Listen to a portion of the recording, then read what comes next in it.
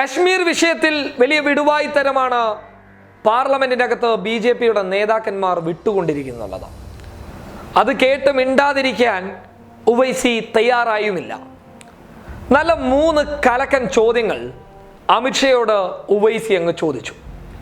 പാർലമെന്റിന്റെ അകത്ത് നിന്ന് മറുപടി കിട്ടിയില്ല എന്ന് മാത്രമല്ല, പുറത്തു നിന്ന് പോലും മറുപടി പറയാൻ അവർക്ക് ധൈര്യമില്ലാത്ത രീതിയിലുള്ള നല്ല മരണമാസം 3 ചോദ്യങ്ങൾ. ആ ചോദ്യങ്ങൾക്ക് മുന്നിൽ അമിത്ഷയുടെയും കൂട്ടരുടെയും കിളി പറന്നുപോയി, അങ്ങനെ വേണം പറയാൻ. ആരുമൊന്നും മിണ്ടിയില്ല. അതിനുള്ള ഉത്തരങ്ങളും ഒവൈസി തന്നെ നൽകാൻ തയ്യാറായി എന്നുള്ളതാണ് മറ്റൊരു കാര്യം. 3 ചോദ്യങ്ങൾ ചോദിച്ചിട്ടുണ്ടെങ്കിൽ പോലും അതിലൊരു ചോദ്യമുണ്ട്.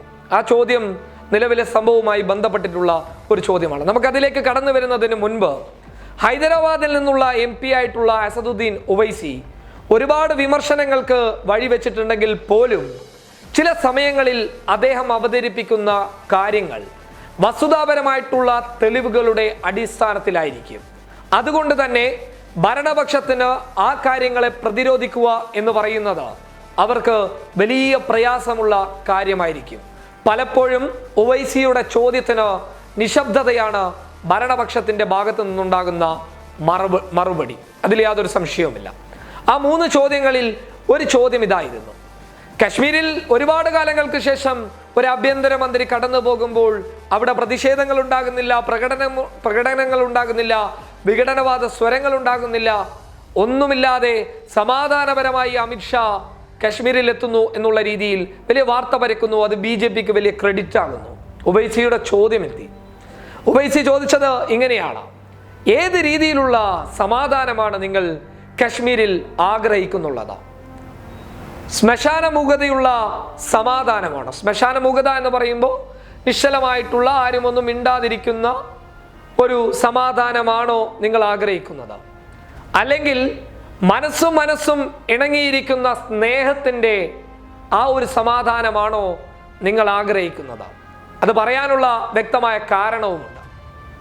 കാരണം അമിത്ഷാ കശ്മീർ സന്ദർശിക്കുമ്പോൾ കശ്മീർ താഴ്വരയിൽ സ്കൂളുകൾക്ക് അവധി, അവിടെ റോഡുകൾ തടസ്സപ്പെടുത്തി, എല്ലായിടത്തും ബന്ദ് ചെയ്തു. അങ്ങനെ ഒരിടത്തു നിന്നും ഒരു ശബ്ദങ്ങളും ഉയർന്നു വരാതിരിക്കാനുള്ള എല്ലാ ശ്രമങ്ങളും അമിത്ഷയും കൂട്ടരും ചെയ്തതിന് ശേഷമാണ് അമിത്ഷാ കശ്മീരിലേക്ക് എത്തിയിട്ടുള്ളത്. പിന്നെ എങ്ങനെ അവിടെ വിഘടനവാദ സ്വരമുണ്ടാകും, പ്രതിഷേധങ്ങൾ ഉണ്ടാകും, പ്രകടനങ്ങൾ ഉണ്ടാകും? അത് തന്നെയാണ് അസദുദ്ദീൻ ഒവൈസി ചോദിച്ച ഒരു ചോദ്യം. ആ ചോദ്യത്തിന് മറുപടി നൽകാൻ പാർലമെന്റിൽ നിന്നും ഒരാളും തയ്യാറായില്ല എന്നുള്ളതാണ്. മറ്റൊരു ചോദ്യം കൂടിയുണ്ട്, അതുകൂടി പറയാം. ഇവിടെ മാധ്യമപ്രവർത്തകനായിട്ടുള്ള ഷുജാത് ബുഖാരിയുടെ കൊലപാതകം, ആ കൊലപാതകവുമായി ബന്ധപ്പെട്ടിട്ടുള്ള കാര്യത്തെക്കുറിച്ച് അസദുദ്ദീൻ ഒവൈസി ചോദിച്ചു.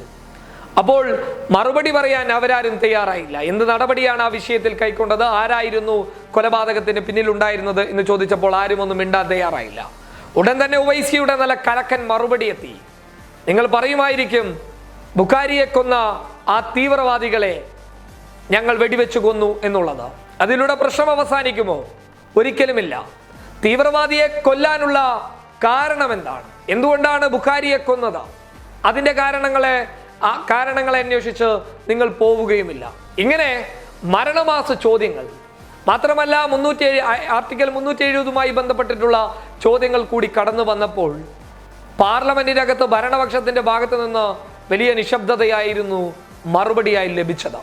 കൃത്യമായി പറഞ്ഞു കഴിഞ്ഞാൽ, ഒരു ഹിന്ദു മുഖ്യമന്ത്രി കശ്മീരിൽ നിന്ന് ഉണ്ടാക്കിയെടുക്കാനുള്ള അമിത്ഷയുടെ കൃത്യമായിട്ടുള്ള ഗൂഢാലോചന, അതിനു വേണ്ടിയിട്ട് നിയമസഭാ മണ്ഡലങ്ങളുടെ എണ്ണം ഹൈന്ദവ മേഖലകളിൽ കൂട്ടിയെടുക്കാനുള്ള ഒരു വലിയ തീരുമാനം, അവിടെ RSSന്റെ സംഘപരിവാറിന്റെ പ്രവർത്തനങ്ങൾ ശക്തമാക്കാനുള്ള ഒരു ശ്രമം നടത്തി വലിയ രീതിയിലുള്ള ഒരു മുൻവിധിയോട് കൂടി നീങ്ങുന്ന അമിത്ഷയെ ഇങ്ങനെ കുറുക്ക് ചോദ്യങ്ങൾ കൊണ്ട് പാർലമെന്റിന്റെ അകത്ത് പിടിച്ചു നിർത്താൻ ഒവൈസിക്ക് സാധിച്ചിട്ടുണ്ട്.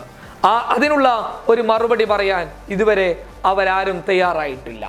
ഏത് രീതിയിലുള്ള സമാധാനമാണ് നിങ്ങൾ കശ്മീരിൽ ആഗ്രഹിക്കുന്നതെന്ന് ചോദിച്ചപ്പോൾ അതിന് വ്യക്തമായ മറുപടി പറയാൻ അവർക്ക് സാധിക്കില്ല. കാരണം അമിത്ഷയുടെ സന്ദർശനവുമായി ബന്ധപ്പെട്ട് അവരവിടെ ചെയ്ത കാര്യങ്ങൾ അതിൽ നിന്നും പിന്നാമ്പുറ കഥകളായി പുറത്തു വരുമെന്നുള്ള ഒരു വലിയ ഭയമായിരുന്നു അവരുടെ നിശബ്ദതയ്ക്കുള്ള കാരണം. News desk public Kerala.